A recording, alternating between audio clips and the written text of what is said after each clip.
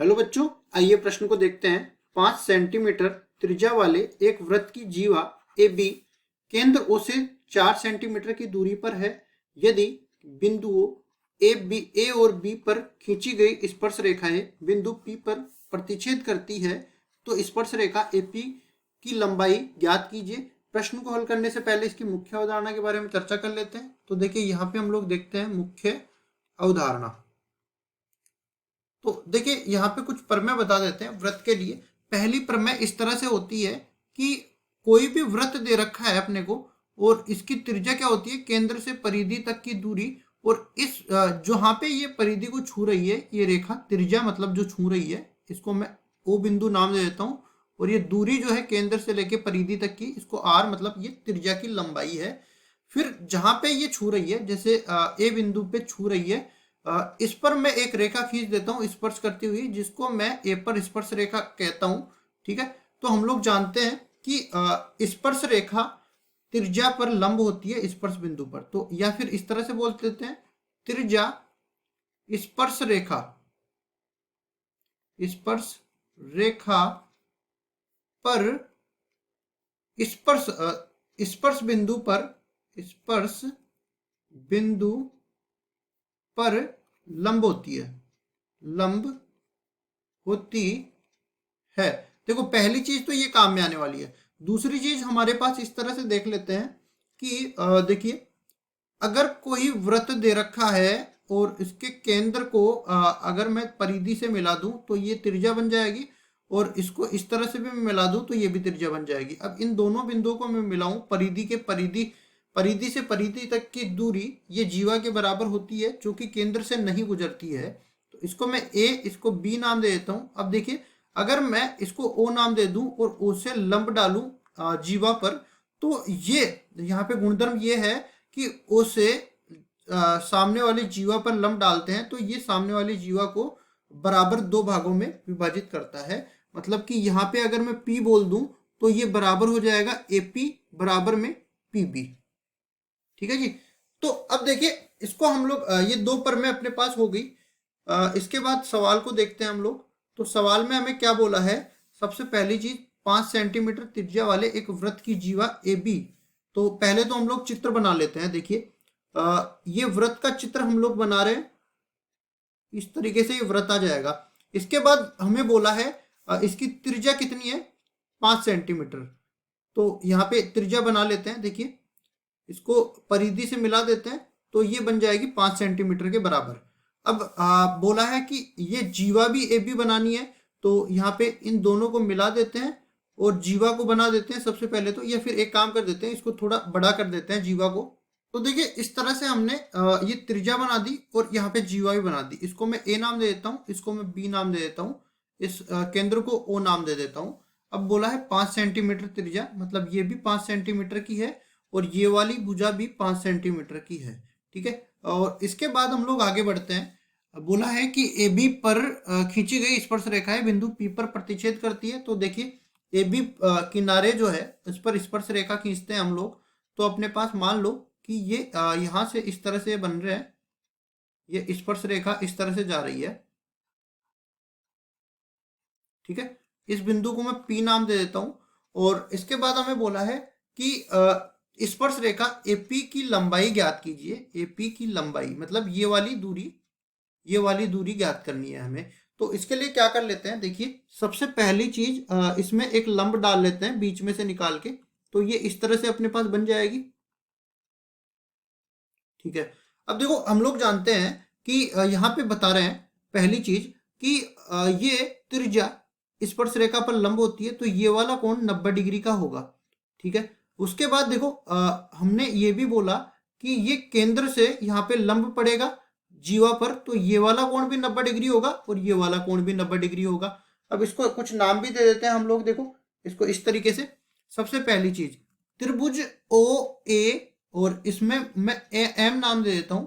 तो देखिए, यहाँ पे त्रिभुज ओ ए एम में, त्रिभुज ओ ए एम की बात करूं तो यहाँ पे एक कोण 90 डिग्री है, और ये कोण ए ओ एम, कोण ए ओ एम की मैं बात करूं तो इसको अगर मैं थीटा नाम दे देता हूं तो कोण ओ ए एम, कोण ओ ए एम किसके बराबर आ जाएगा? क्योंकि मैं जानता हूं कि तीनों कोणों का योग जो है 90 डिग्री के बराबर होता है। एक कोण का मान 90 डिग्री मिल गया तो बाकी बचे हुए दोनों कोणों का योग 90 डिग्री के बराबर होगा।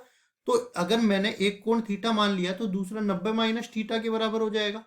अब ठीक इसी तरह देखिए, यहां पे मैं जानता हूं कि कोण ओ ए पी, यहाँ पे पहले तो हम लोग लिख देते हैं इस तरीके से, कोण ओ ए पी 90 डिग्री के बराबर है। क्यों? जैसा कि मैंने यहाँ पे प्रमेय 1 में बताया था कि त्रिज्या स्पर्श रेखा पर लंब होती है। तो अगर ये 90 डिग्री हो गया और हमने ये देख लिया कि कोण ओ ए एम ये किसके बराबर है? 90 डिग्री माइनस थीटा के बराबर है। यहाँ पे लिखेंगे कोण ओ ए एम, ये हमने पहले ही देख लिया 90 डिग्री माइनस थीटा के बराबर है। तो ये जो बचा हुआ कोण है ना, ये बचा हुआ कोण ये थीटा के बराबर आ जाएगा। कौन सा कोण बचा हुआ है? M A P. ठीक है, तो यहाँ पे लिखेंगे कोण एम ए पी ये किसके बराबर आ गया? थीटा के बराबर आ गया। ठीक है, अब देखिए हम लोग दूसरे वाले त्रिभुज में चलते हैं। तो दूसरा वाला त्रिभुज कौन सा है? A M P.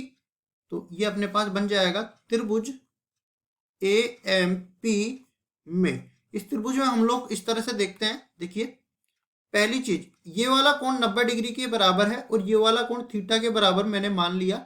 ये 90 डिग्री माइनस थीटा पहले ही हमने निकाला है सारा। तो ये जो बचा हुआ कोण है, चूंकि हम लोग जानते हैं इन दोनों कोणों का योग 90 डिग्री के बराबर है, तो ये वाला कोण 90 डिग्री माइनस थीटा के बराबर हो जाएगा, मतलब एम पी ए। ठीक है, हमने यहाँ पे देखा कोण एम ए पी थीटा के बराबर है, तो यहाँ पे कोण एम पी ए का मान बराबर हो जाएगा 90 डिग्री माइनस में थीटा के।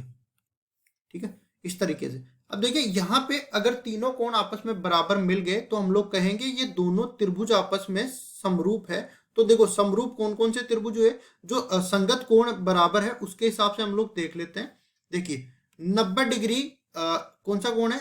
ए एम पी, ए एम ओ।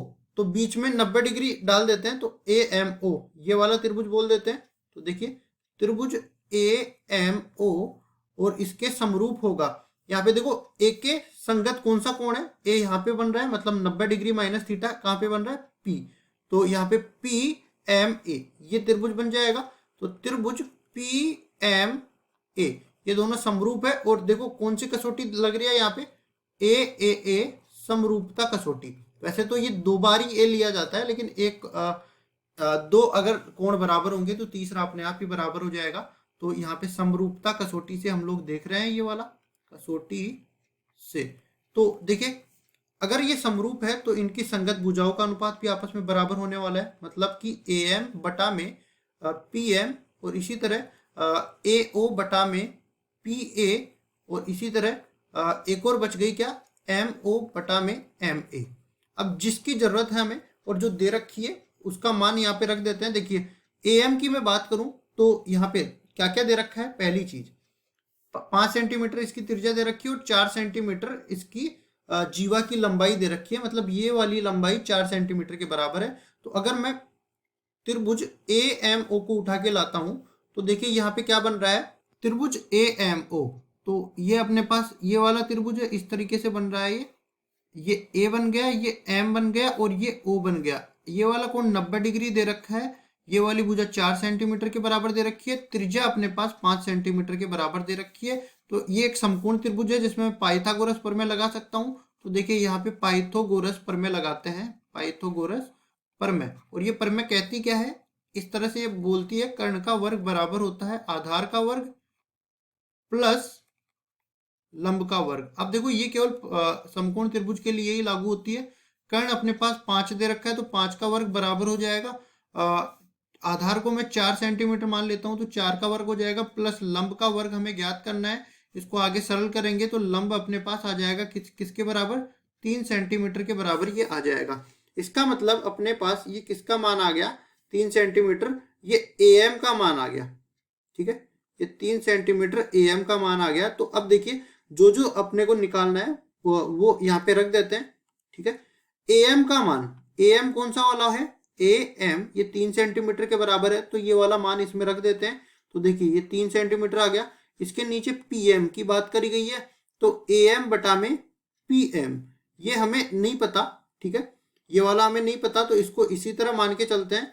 इसको मैंने डायरेक्ट रख दिया PM के बराबर। फिर मैं AO की बात करूं तो AO किसके बराबर, 5 सेंटीमीटर के बराबर दे रखा है, तो ये 5 रख देते हैं। फिर PA की बात करी गई है, PA हमें निकालना ही है, तो इसको हम लोग इस तरह से ले लेते हैं। AP बराबर में MO की बात करी गई है, तो MO किसके बराबर है, MO 4 सेंटीमीटर के बराबर पहले से ही दे रखा है।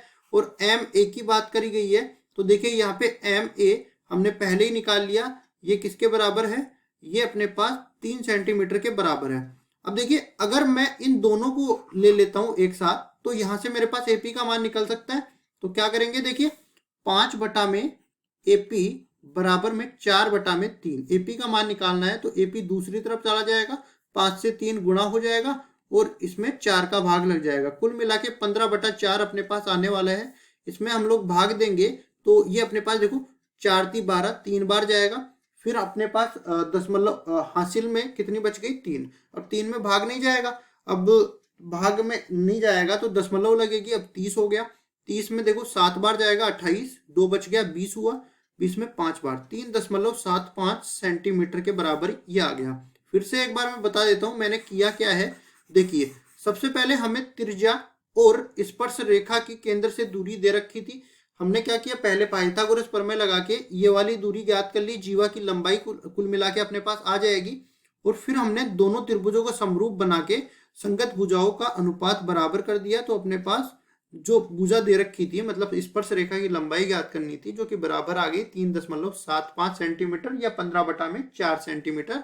यही हमारा उत्तर हो जाएगा। आशा करता हूँ ये सवाल आपको समझ में आया होगा। धन्यवाद।